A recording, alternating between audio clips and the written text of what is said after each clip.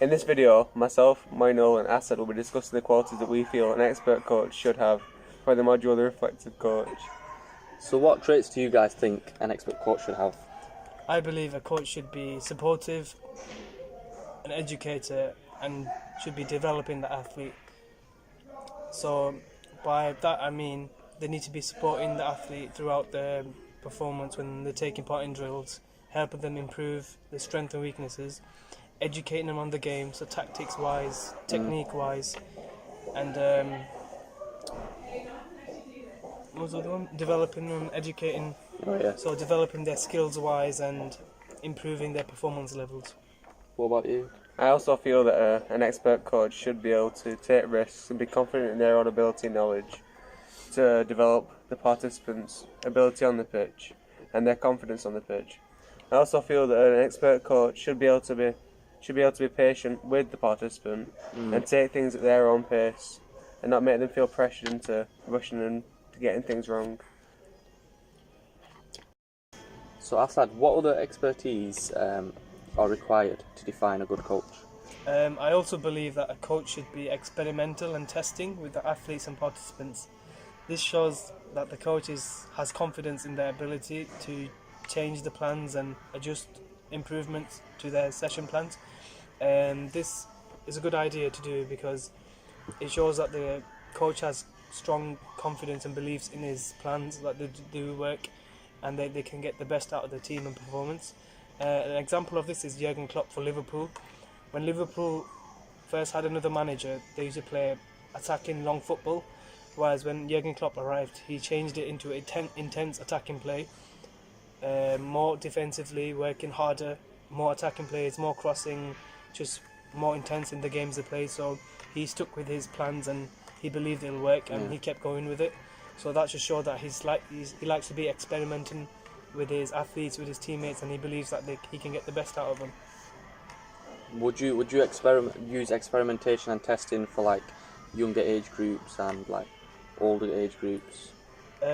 For me personally, because I'm working with under 10s at Burnley Football Club and Exeter Villa. So going back to Moinul's question as how this would help me or benefit me as a coach using experimentum, this will help me as it'll help me develop different styles of coaching. It'll also help me become more comfortable with the athletes and participants, using different styles and seeing which one works the best, so I can have a variety of different styles when working with different age groups. What about yourself, Callum?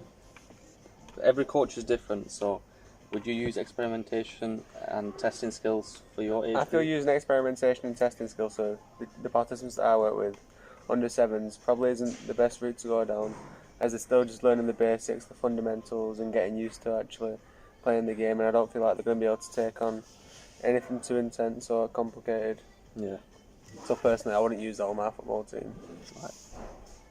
So Moinul, do you think you need to have any qualification to be an expert coach? To be an expert coach, I don't think you need qualifications, no, because you can have as many qualifications as you can, but if you have no experience in what you're doing, then it's just not going to work. So I don't believe in that at all.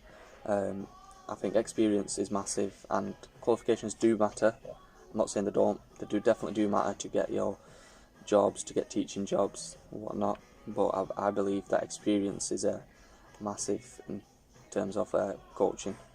Just to argue with your point, because I disagree with what you're saying, I think you need to have the right qualifications, because that shows the participants and the staff and the clubs that this coach knows what he's done. So if you've got a qualification in, let's say, tactics in football, having that is like a backup to show that you can do what you know what you're talking about, and you know what you need to improve and help them become better and improve their game. I agree with that, Seb, because even though as a coach you can have experience, having that expert coaching qualification allows you to go that extra mile, and experience can't give you all the points that you need in a way. Do you get me? No, I can't. That's what I said, that the coaching qualifications do matter.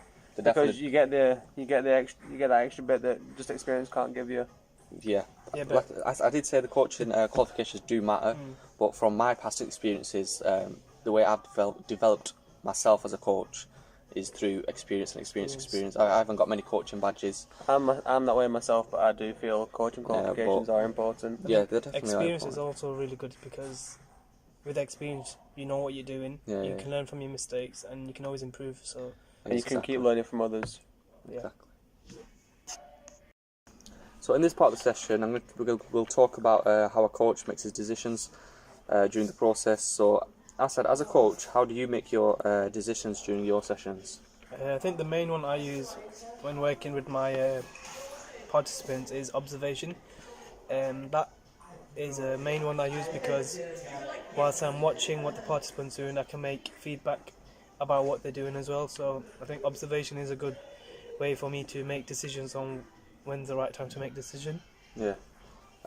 So, Callum, when do you decide to intervene during your sessions? When I'm running my sessions at the Under Sevens club, I decide to intervene when I see the participants are struggling. So, for example, if I'm running like a dribbling drill around the football cones, if I see that the participants are struggling to control the ball and like going in and out of the area too much, I will make the area wider so they don't knock the cones over. Yeah. But if I see that they're actually doing better than expected, then I make the drill harder for them.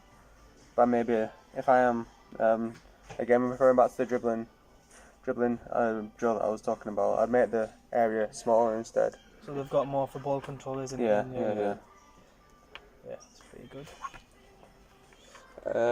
Okay, so as a coach, what information do you base your judgments on? More, you know. Well, from my experience, I base my judgments on like ability levels, how well the participants are understanding the session, and the way I do that is by observing through feedback and through like development, really. Yeah, I agree with what you're saying there, but as well as doing all that, I also base my judgment on enjoyment and engagement throughout the session. So if I can see that the children are enjoying it, that helps me make better judgments. And if I can see that they're engaging in this session, that shows what I'm doing is right. Yeah. And they're actually enjoying themselves. So, for you, Asad, why did you do what you did? The reason why I did so, for example, is observation and by watching what they were doing. So, for example, in football, let's say they were short passing, and the accuracy was really good. So, by observing and watching what they did, I would step in, encourage them, saying, "Well done, that's very good of you." Yeah. That's going to make them feel better, more motivated, more happy, and it's going to keep the high standards and ability level going. The only reason why I did this was also to challenge them as well and to keep them thinking, because as a coach you want to educate the participants so they're always developing new skills, new techniques, improving their skills, attributes, so it makes them a better player and a better athlete, so it helps them in performance wise as well. So that's the end of our videos. We've gone through it a lot, and based on my blog that this will be going into, we've talked about coaching qualifications and how important it is for coaches, depending on if you're an expert or not, and we've had different views. So in my blogs, I've been discussing what an expert coach is. And from my blog, I can take that an expert coach has to have organisational skills, be punctual, and always be confident in their own ability and willing to try new stuff. Taking these qualities from what I've learned, I'm going to apply them to my own session and start taking more risks in the sessions I'm delivering, instead of just sticking to the basic FA approved drills.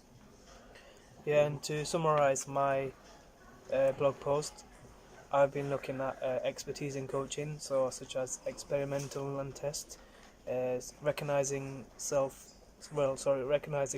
and weaknesses as a coach, so self-reflection and critiquing my own coaching session so I can develop a better understanding of how I'm teaching and what I can do to improve. So this has given me a good idea for future coaching sessions to improve on and to become a better coach.